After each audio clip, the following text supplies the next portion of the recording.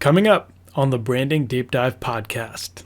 Walk into a session, you'll see the coaches there. There's always led by a coach, and I use the word coach and not trainer because they're not just nagging at you. Come on. They're walking you through it. They're understanding what you have on in life, and they understand what you're like. Maybe you have any injuries, maybe you have any fears, etc., etc. So they generally will coach you through whatever you have going on in life.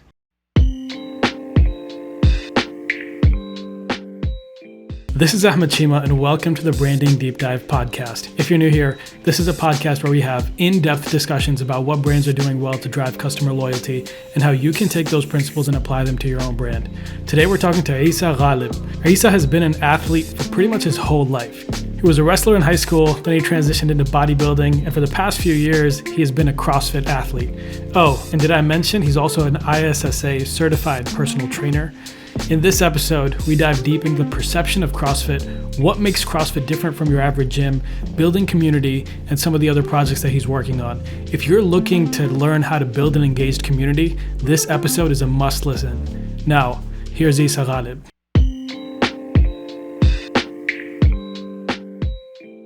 For the audience that may not be familiar with who you are and what you've been up to, can you give a brief introduction?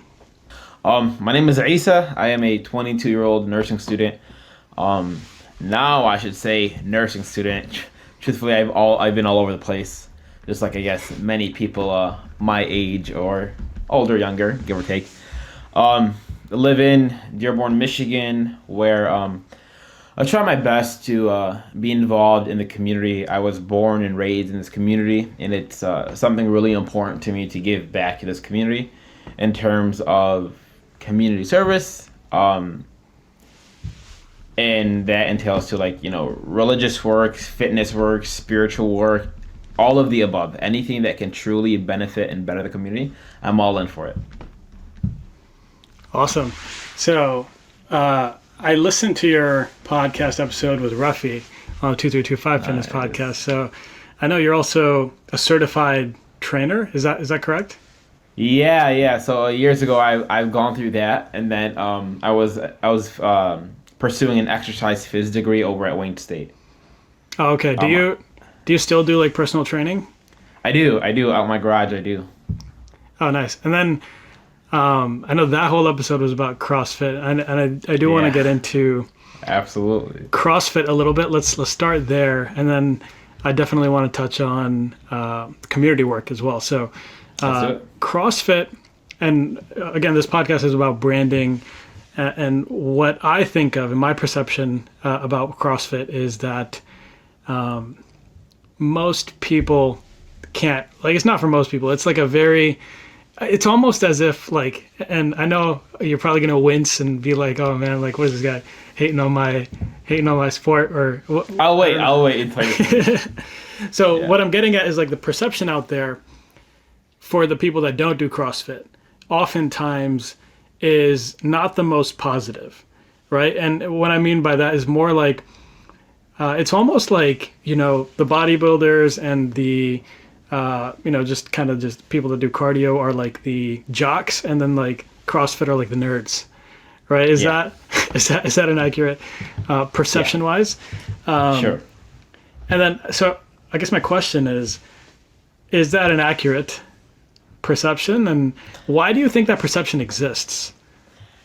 Truthfully, wholeheartedly, respectfully, no, it is not an accurate perception in terms of I can argue, and I believe a lot of my CrossFit friends and coaches will argue CrossFit is for everybody. I think it's easier to do CrossFit than it is to do bodybuilding. And the reason why is going kind of piggybacking off one of the questions you asked is community, right? CrossFit's all about community. We've all gone to a typical commercial gym. Maybe that was, like a Planet Fitness, LA, Lifetime, or even a university gym, because I know a lot of universities have that. You walk in, you look over your right, you see the guy in the tank top or the stringer who just looks jacked, and you look at yourself and you're like, oh, that kind of sucks. Or someone who just looks better than you do, right? And it's really hard, either some people that'll inspire people. And if that does inspire you, I would say you are from the selected few, and kudos to you.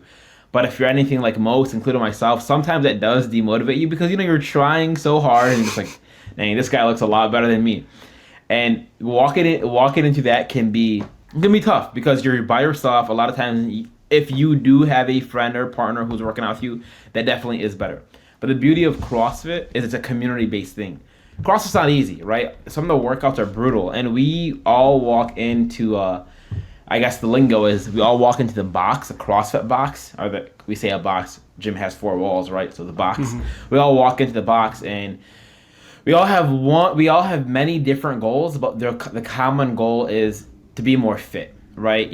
Person A might want to look good for this occasion or this and this, but the goal for most of us is longevity. We want to be healthy for as long as possible, and we want to be fit as possible. And my personal opinion is fitness is so much more than aesthetics. It's so much more than just looking good. It's also about how you feel. So to bring that back to full circle is yes or no. I actually do. I truly believe CrossFit is for everyone. I think you kind of highlighted why it may be that the perception is there, right? And I think it all comes back to, and correct me if I'm wrong, I'm just kind of reading between the lines of what you're saying, is bodybuilding, there's such a focus on the aesthetic, Absolutely. and a lot of these other things, whereas over here the focus is longevity and more functional fitness, making sure that you're healthy, right? And Absolutely. So I think the perception everyone is looking at, I want to look good, right? And so right. Most people aren't thinking about, I just want to be healthy. There are people, right? But really, when people are getting into fitness, I would say the majority of the time it's I need to lose some weight so I can look good on the beach or whatever it may be. Absolutely. Right? So, yeah. Do you think that plays into it? Just like the focus on health and functional fitness over aesthetics in the perception? Absolutely. Yeah, absolutely. Go ahead. Yeah, I was gonna say because Instagram is filled with these athlete fitness trainers, right? And it's 100% about aesthetics, right? Absolutely. It's very clear. So absolutely, yeah. So I mean, it's in the name itself, right? Bodybuilding. It's not called body fitness, right? It's legit called bodybuilding, right? So it's legit. We walk into the gym, we build our body, we leave. I always find it funny where you go to a bodybuilder, your typical bodybuilder, right? Again, there's always exceptions, but you're like, hey, let's do some cardio, and they're always like, oh, cardio, I hate it. I only do 5 minutes. Or their cardio is sitting in a sauna, or their cardio is lifting weights, right? But it's funny. So I've done bodybuilding for a very long time, and truthfully, I still wholeheartedly love it. I do definitely love the pump. But the way I've transitioned over the year is I supplement my CrossFit with bodybuilding, where I'll do CrossFit maybe 4 to 6 times a week, and then I'll do bodybuilding. I'll supplement that into my CrossFit training. Now the reason why is what worked for me over the years. I've always found it tough to sustain a certain aesthetic look, right? I wrestled throughout high school, and wrestling was something really, really important to me. And I know maintaining a certain weight was very, very difficult. And I'm using 2 examples here. It was very, very difficult. And I kind of think of the same thing about bodybuilding. It's really difficult, at least, again, personally speaking, for me.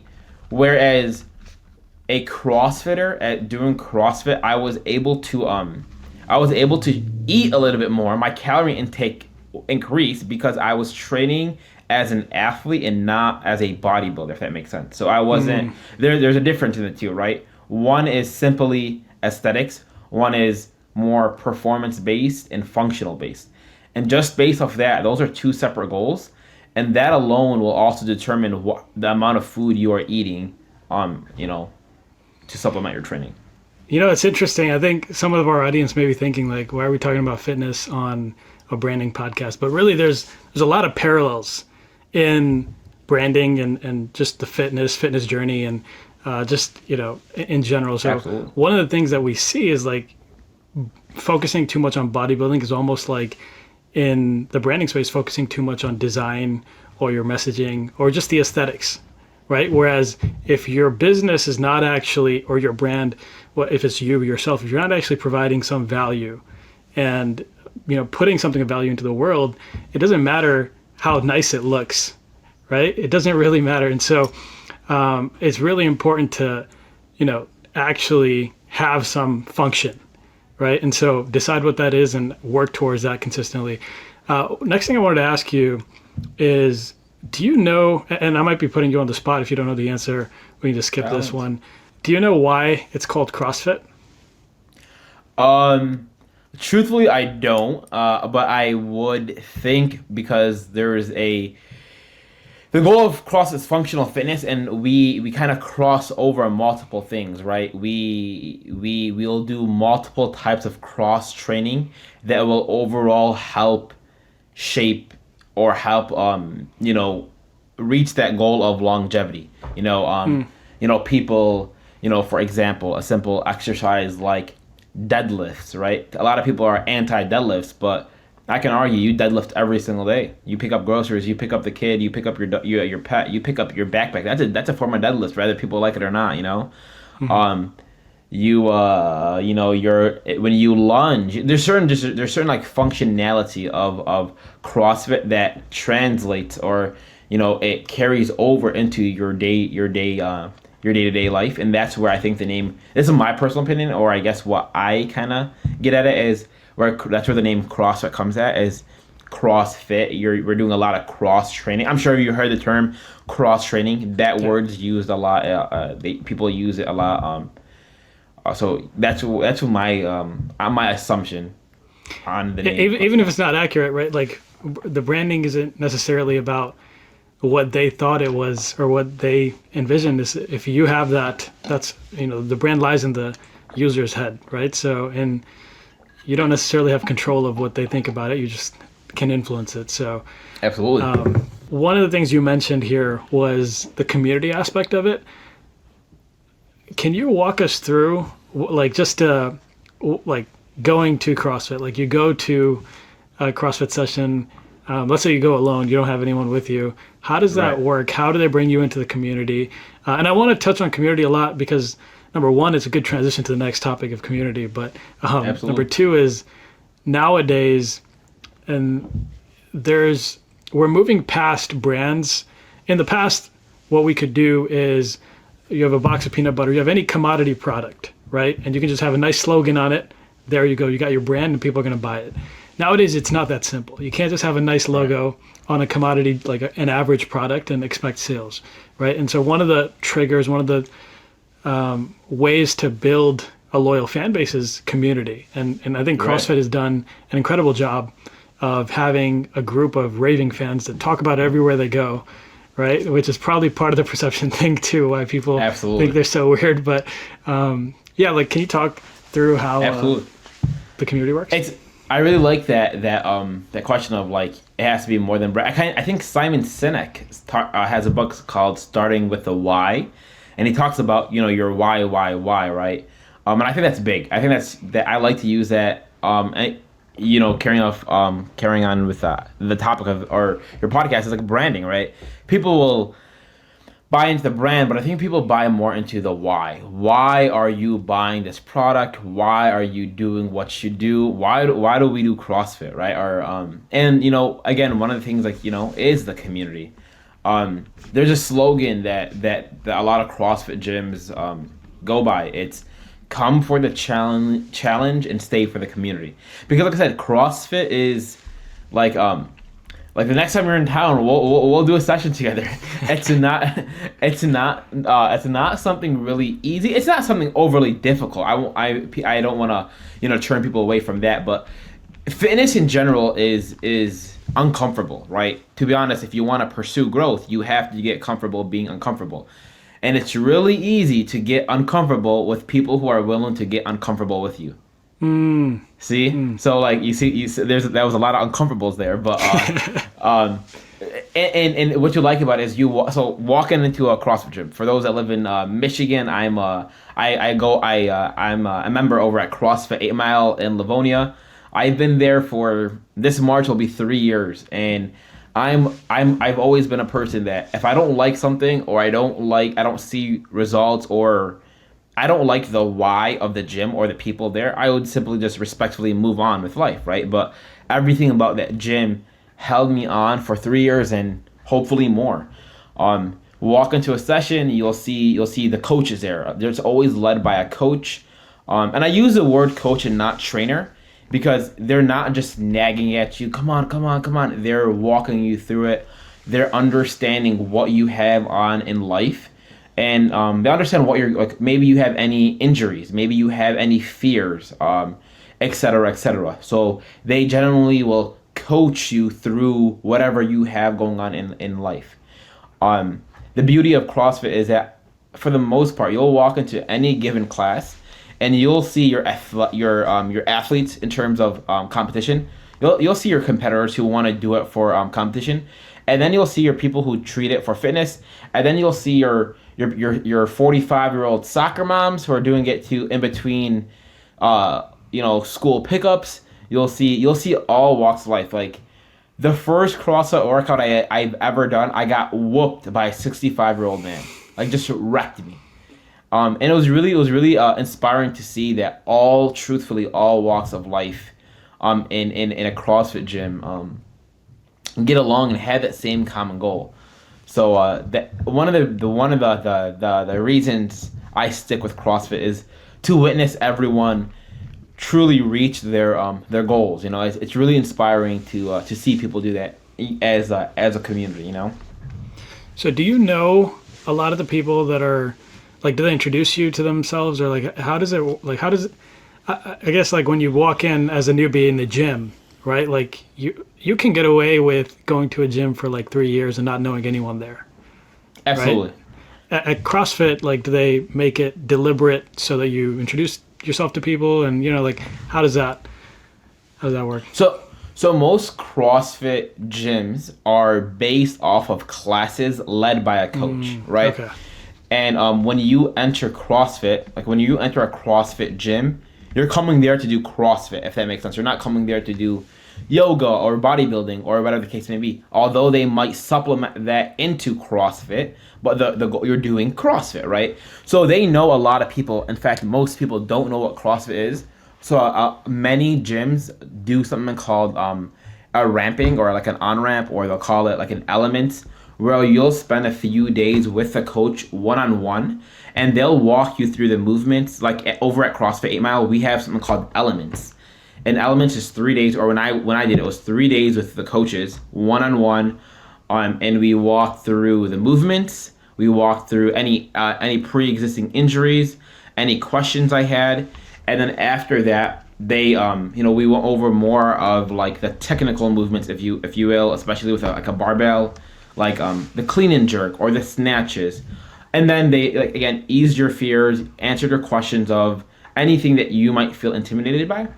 And then after you do that, then you transition into a class. And the beauty of that actually happened last night, that whenever you attend a class, and if you're the new person in class, everyone will, coach will be like, hey, everyone, let's welcome Issa. He's a new member. More likely, you will have people come up to you. And I legit remember the first people that came up to me, like day one, Ray, Elena. Like I remember these people by name that legit came up to me, introduced herself. And until this day, they're some of the greatest people I've met, you know?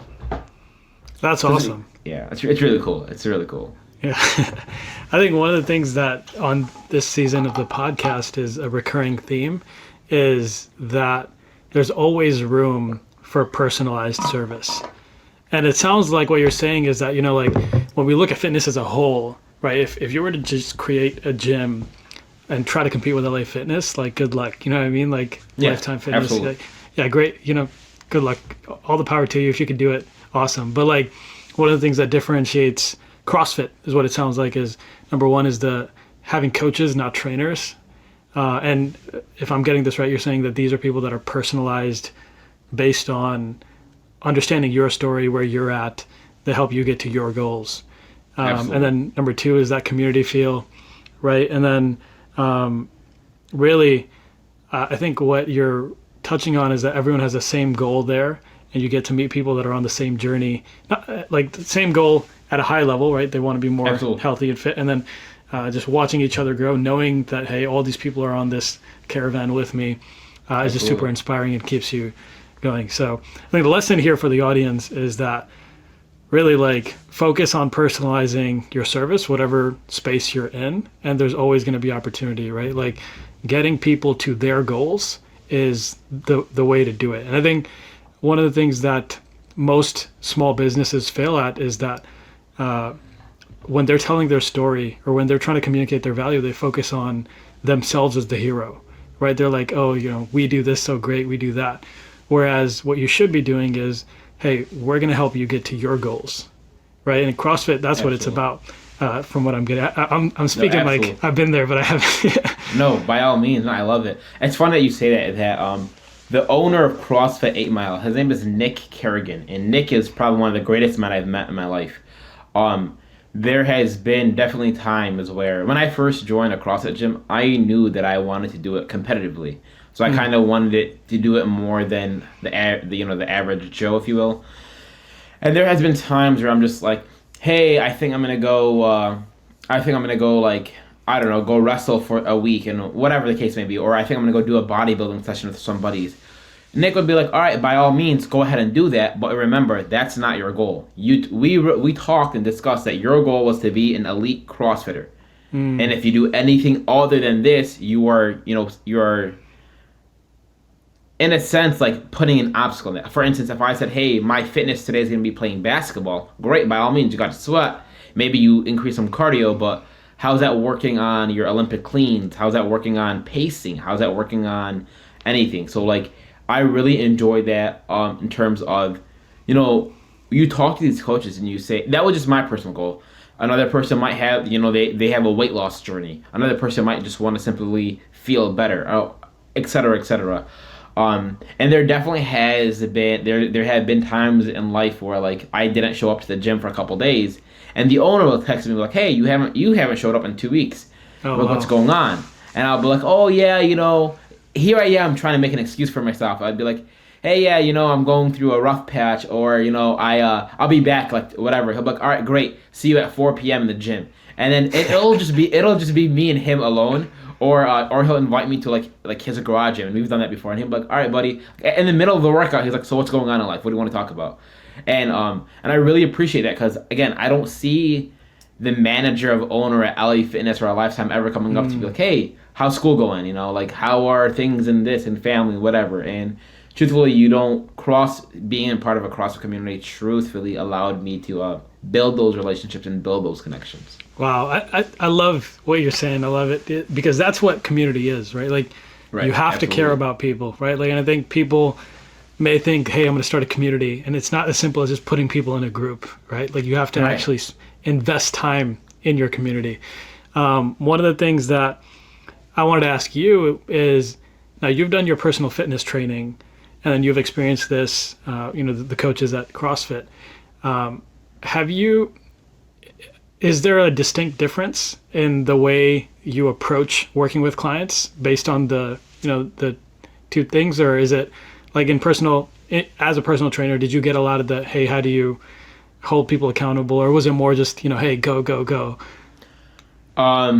It was definitely accountability. I actually have a client who I had to stop seeing, and he was loaded. Money was not an issue for him. He was legit loaded, but he was someone who wanted to put on, he's a runner, so he was really thin and he wanted to put on muscle. And I actually had and I had to tell him, hey, I gotta stop seeing you, man, because you're not as serious as I am about this. And it was kind of a strategy I used. I don't know if it was the best one, but I kind of like remotivated him, and he became one of my better clients. But I always, like, session one is always, hey, let's sit down, let's get to know each other. If I don't know the person, and talk about your goals. If it's in, I was saying a lot of my background is wrestling. At least some of my sport, my athletics was. So if I do train a wrestler or wrestlers, I know I know pretty much what we need to work on in terms of fitness. And now the wrestling aspect is something that happens on the mat, but with the weight, it's a different because now we are training solely for the sake of wrestling and not aesthetics, but wrestling, right? Functionality. Football players, right? There's a big thing if you've been reading. Football players tend to train like bodybuilders and not football players because what are biceps? How is a bicep curl going to transition onto a football field? I can argue it's not going to. You know what I mean? Unless you're a running back and you're holding the ball up high, maybe that's me, maybe giving you the benefit of the doubt. But to kind of answer the question of how I train clients, it's always what do you want, and I have my methodology of training. And if it fits in that methodology, by all means, let's do this. And if a swimmer comes into my little garage and is like, hey, I want to be a better swimmer, I'll be like, all right, buddy, we might have to like send you out, because like truthfully, that's not my expertise. I that's a true story. I've had a friend who wanted to be a better swimmer. I'm just like, I'd love to help you, but it was a hard no because that's opportunity for like getting paid and opportunity for like marketing, et cetera, et cetera. But I think the better decision was sending him to someone else and hopefully, hope that he'll succeed there. But that's how I kind of train. I always ask my client, I should say, what their goals are, and if it fits into my methodology and the way I train, then by all means, let's do it. Mm-hmm. Yeah, I think that's one of the things that people that are too focused on the short term do. Absolutely. Is they don't realize that sometimes saying no is the best thing you can do, right? Like if it's not a good fit, it's going to be, like a mental burden. It depends on what the situation is, right? But like oftentimes that can lead to a really sour taste in the mouth for both you as the person doing the service and then also the client. So really important lesson there. I wanted to ask how the payment model works. And I'm not asking because I'm trying to like sign up right now, but I'm interested in how they're differentiating from like the gym, or is it the same type of model? Or like how do you become in terms of the way I charge as a session or CrossFit memberships? Let's do both. Yeah. CrossFit. So CrossFit simply it's a membership. Most gyms it's like a membership based.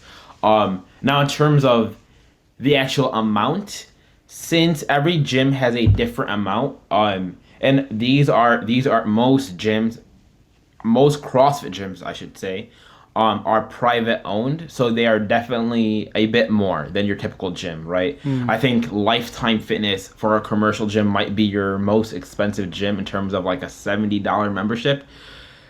Most CrossFit gyms and most jiu-jitsu gyms or yoga studios or cycle bars or cycle studios, most gyms that are individually owned or privately owned tend to have a higher price. So I can't really give you a number on that, but that it all depends on I guess the owner of the gym, My personal training, I worked at gyms throughout undergrad and throughout like coming out of high school, and I always seemed that personal training at gyms was really overpriced. It was really, really difficult to sell a person, especially, and something that I like to do is I like to put myself in the person's shoes. Like I'm a 22-year-old kid, and that's, to be honest, like a lot of those prices, I was like, yeah, I can't sustain a personal trainer for that long. That's just too much.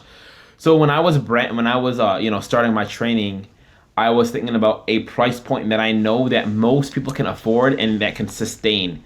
But going back to what I was saying, at most gyms, they had a hard stop of either 30 minutes, 60 minutes, or 90 minutes. And for like a 30-minute session, you were looking between $40 to $60, and then each session increased per the gym you were at. If you were at a nicer end gym, then you would probably pay more. If you were at a middle class gym, then sure, and then a lower gym, you pay for what you get for it. So the way I kind of went about my sessions is what's something that I know is pretty realistic, knowing that personal training is a premium service. It's not a membership, right? It's not, you're not gonna walk in and do whatever you want and walk out. You're having someone watch you, you're having someone coach you, you have someone guide you, do all the thinking for you, right? And then I was thinking, what's something that I could benefit as well in terms of what goes into my pocket. It's very difficult to sell a $60, $70 price package. It's very difficult to do that, and then it makes it even more hard, if you will, knowing that I'm only getting $20 out of it. Why not sell a package for $25 to a kid that I know can afford it, and that's going straight to my pocket versus a 60-30 cut or a 60-40. I know my math, huh? 60-40 or a 70-30 cut with a gym. You know what I mean? So that's something I like to.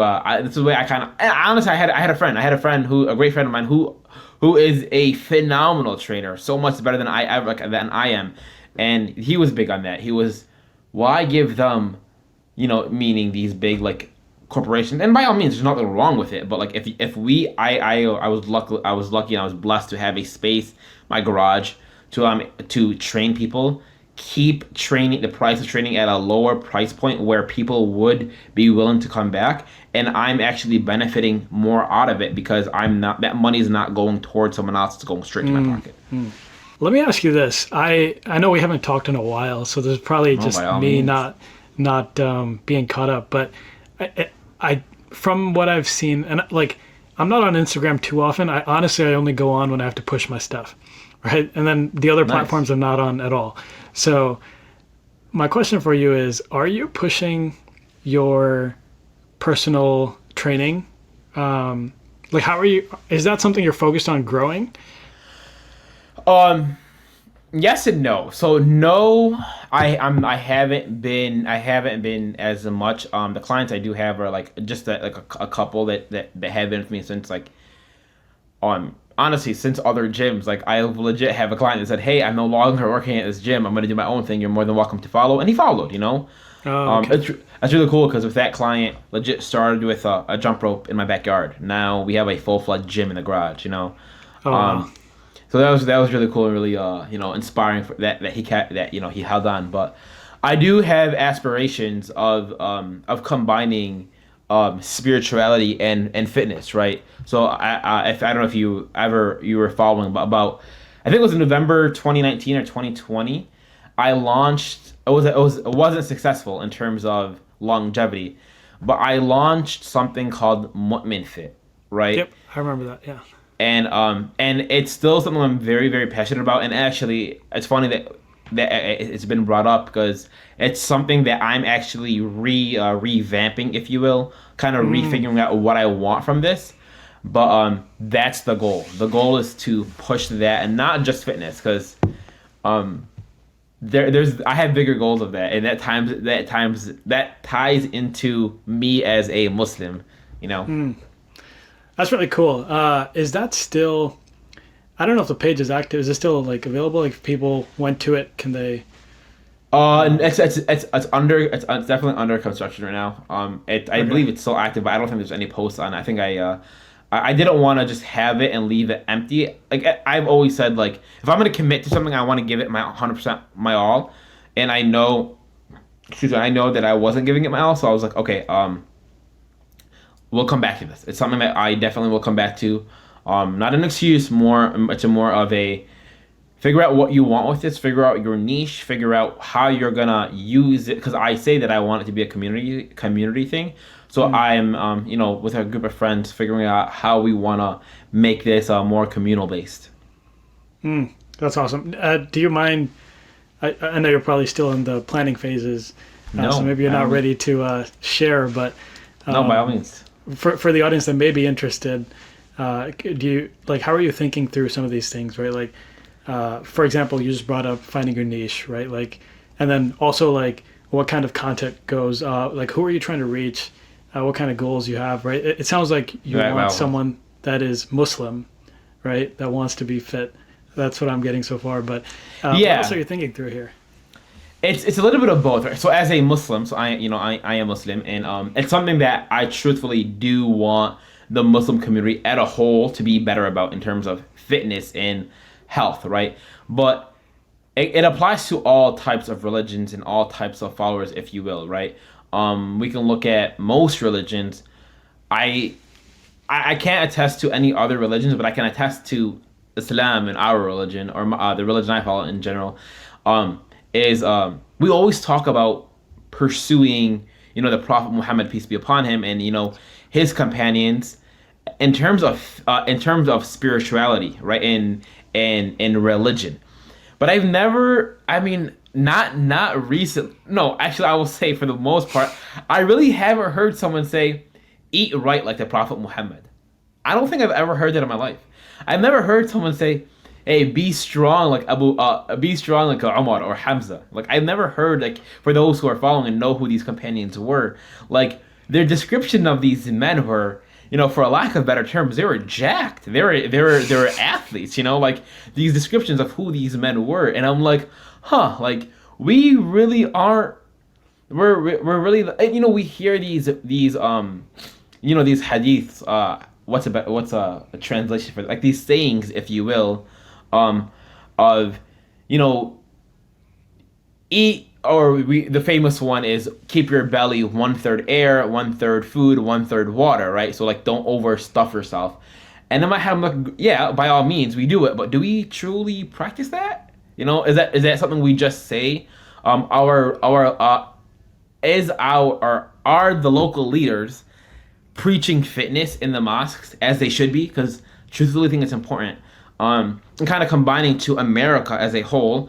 Like in nursing school, we're learning all about hypertension right now, and the big thing that I just wrote a paper about it on is the lifestyle change.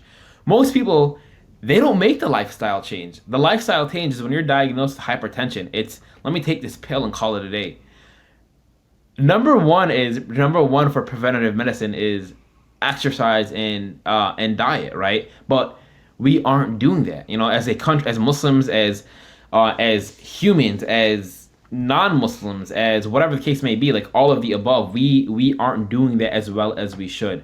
But tying back into Mu'min Fit is, there is a very powerful saying, if you will. I don't know if proverb will be a better term, but there's a saying that in Arabic, for those who follow along, is al-mu'min al-qawi khayrun wa aqrab ila Allah min al-mu'min al-da'if, and it translates to, the stronger believer is more beloved and closer to God than the weaker believer.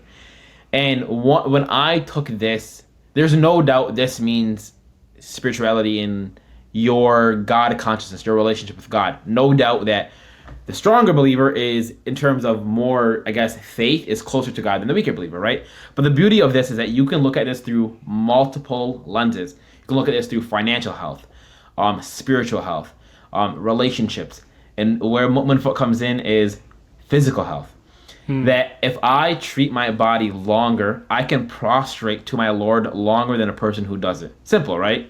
Cheema, growing up Muslim, I'm sure you've walked into a mosque and you just see, like, if a man sitting in a chair praying, that you're just like, yeah, I don't want to be that guy. Not by all means. I understand it happens, but sometimes that guy's like 40 years old, and you're like, wait, you're only 40, and this is your condition, like.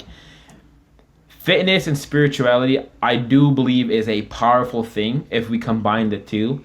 And there are definitely people in the Muslim community doing it. But I'm still figuring out how I can do it and how I can, add my niche to that and, thrive through that aspect. That's awesome. I'm super inspired right now. I feel like I got to do like 30 push-ups right now. That's awesome. I think one of the things that when we are starting projects, a lot of times, I'll speak for myself, right? We start it because we're passionate about something, right? And what is important to understand is you can be passionate about something, but if you're not solving a problem, it doesn't matter, right? And so what you're doing here is solving a real problem. Number one, obesity, and just the different diseases that are out there. I'm not a doctor, so I don't want to butcher any names or anything like that. And then the number two is the spiritual aspect, right? Like, there's a real spiritual void for a lot of people that is out there as Absolutely. well. I think this is a really, really cool project, really cool initiative. I'm hoping by the time this is released, Movement Fit is out and available and they can check it out. If it is, we will link it in the description and you guys can check it out. But Absolutely. if it's not, then just, follow Issa and he will keep you updated. Will do. Last couple things I want to talk about. I did want to talk about community a little bit. I know you are very involved in your community locally. I just wanted to talk about a lot of times when people are starting out getting into community service, getting into doing something, they can find it to be frustrating because a lot of times it takes time to actually, the service to actually, depending on what you do to see the results that Right. you're looking for, right? And so, because the question is, how are you thinking through like maybe you can share some of the things that you're working on, or not if you're not comfortable. But yeah, how are you thinking through that initial like getting started, and then how do you keep yourself motivated through that to kind of carry on with the service, and not just focus too much on the results in the short term? No, I think that's an awesome question.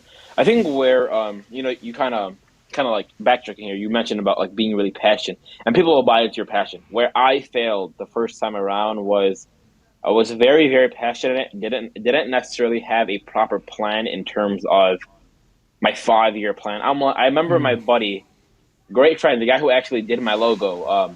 He legit said, "So what's your plan?" I was like, "Oh, don't worry about it. I'll figure it out." And he's like, he asked me, "Hey, so what's the plan?" He's like, "You're still figuring it out, huh?" And I'm like, "Yeah, you know what? You're right. I am." And that's something I wish like young and naive Issa went wrong. But it's a learning lesson, you know. But the challenge I think I am having is breaking the narrative of fitness and going to the gym, going to work out, going to et cetera, et cetera. There has been a time in my life, and this is very, very recent. I would say the last 2, 3 years, I had to look at my parents and look at my mom, look at my dad, and I'll say, guys, I love you, but the gym isn't a place I go to have fun. Like it's not some. I need you to stop thinking that it's a place of fun. If I don't go to the gym, I am not staying healthy. And I tell this to my parents all the time. I treat the gym as brushing my teeth. Someone's like, wait, what are you talking about? Like if I don't brush my teeth in the morning, it's number one. I feel like crap, right? Because you're always like nosing that with your mouth, right? Yeah, You're always yeah, trying to feel like what you have on your teeth. Um, and you just don't feel right. You know what I mean? You don't feel good. And basically, the analogy here is that it should be something that you do regularly. It is not something that you should be doing um, occasionally. You know, and the thing I always like to say is notice people will post on social media their healthy meals more than their junk meals because the healthy meal is not the norm. See what I'm saying?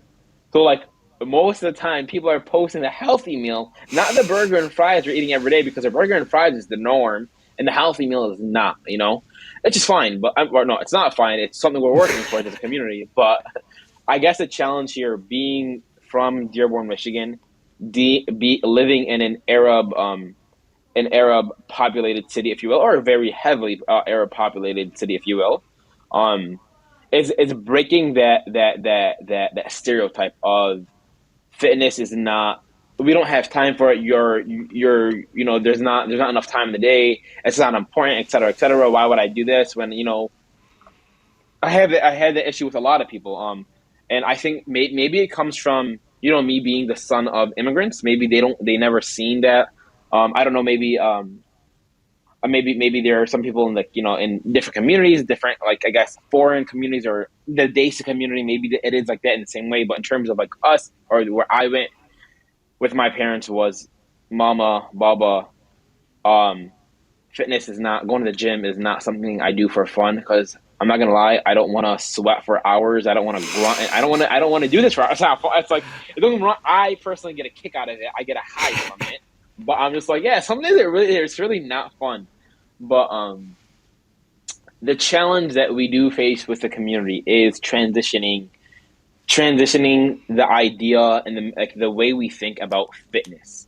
We need to start treating it as a need. We need to treat it as what it should be treated as. I'm not saying, one needs to do it for fun. They don't need to do it for competitiveness. You don't need to be a gym rat or gym addict. However, at the bare minimum, you should treat it as a preventative measure of any potential disease. Like the first preventative, like diabetes, right? Three ways that we treat it. Number one, or you have medication and you have insulin therapy. But number one that most doctors, if not all doctors, should be saying is exercise and a proper diet. This is when most people are pre-diabetic, right? Before you are, in the red zone of taking medication and taking insulin, people are always like exercise and diet. And that's what I want to get at the bare minimum is treating fitness as a preventative measure, and that's the hard part. The hard part is the lifestyle change. It's difficult, and by all means, it's very difficult. Um, it's really hard for someone who's in their 50s, their 40s, 50s, 60s, who's been used to living a certain way for so long, for someone more likely younger than them wearing a white coat saying, "Hey, you need to exercise and diet," and he's just like, "What do you know? Like, who are you telling me what to do?"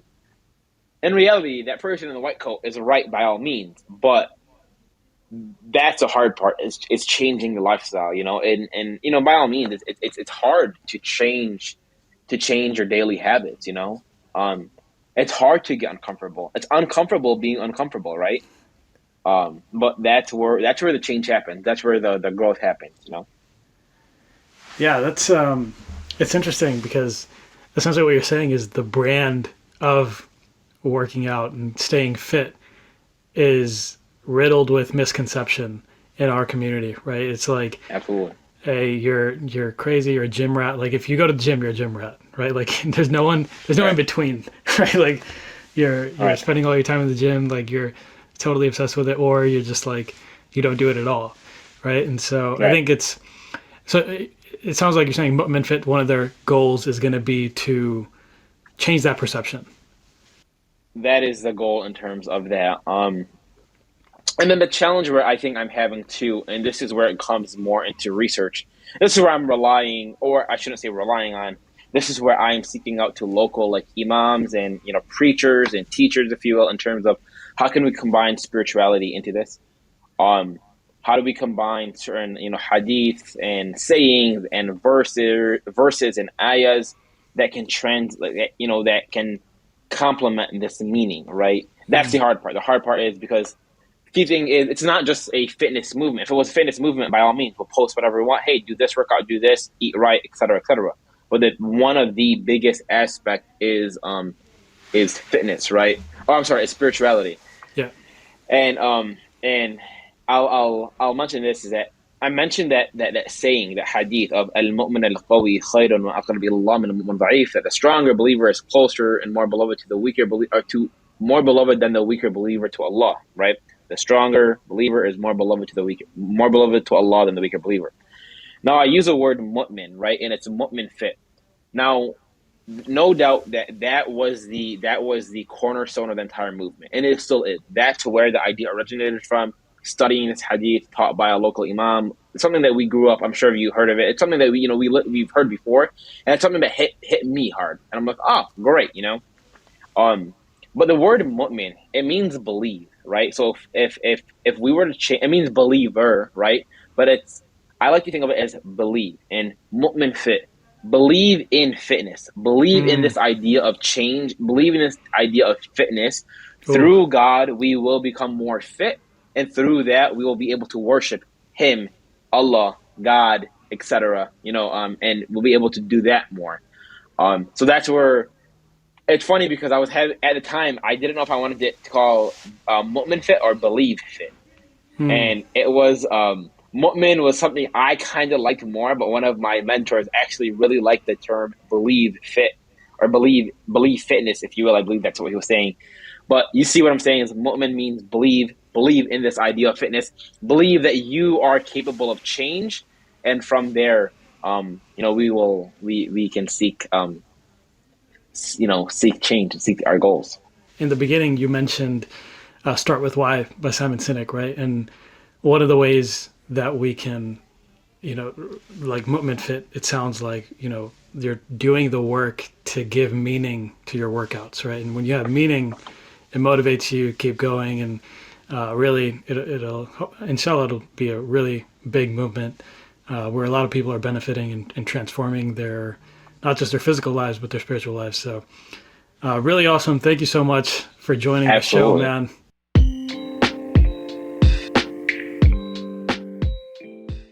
So I got curious and I looked up how many CrossFit gyms there are in the United States, and it turns out there are over 5,000 CrossFit gyms in the United States alone. When you focus on building community, the opportunities to scale will come.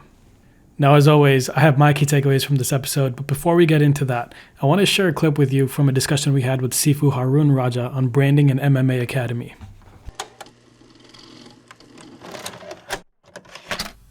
You brought up Ip Man, and I think one of the things that I did have on my agenda to cover was that, like, Ip Man, Kung Fu Panda, there's a lot of movies, I mean, of course, Bruce Lee, right, in his era.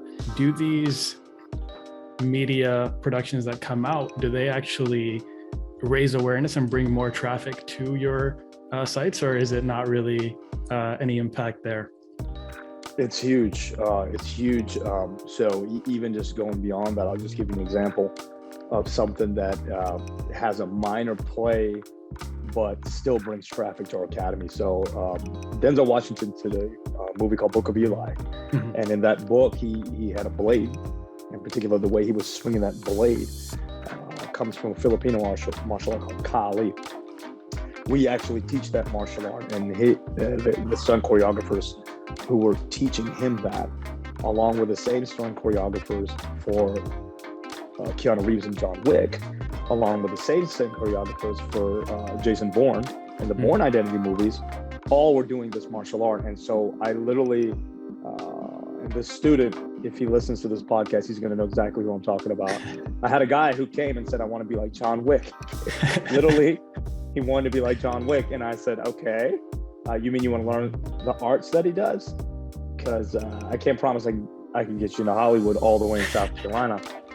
And no, he really, and fast forward, he's doing all the martial arts stuff. Some of them that were displaying those movies. So it does definitely, when marketed properly, and I think when shown properly too.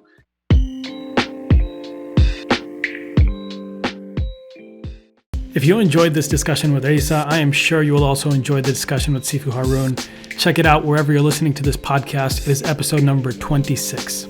Now, here are my key takeaways. Number 1, community is not simply putting a group of people together. Community is about caring and investing in the individual growth of each member. When Issa didn't show up for a couple days to the gym, the owner of the gym reached out to Issa to ask what's going on. That's what community is about. And number 2, passion only gets you so far. You need to have a plan to go with your passion if you really want to make a difference. And that is all for this episode. If you enjoyed this discussion, please consider leaving a review and sharing with a friend. Thank you so much for listening. We'll see you next week.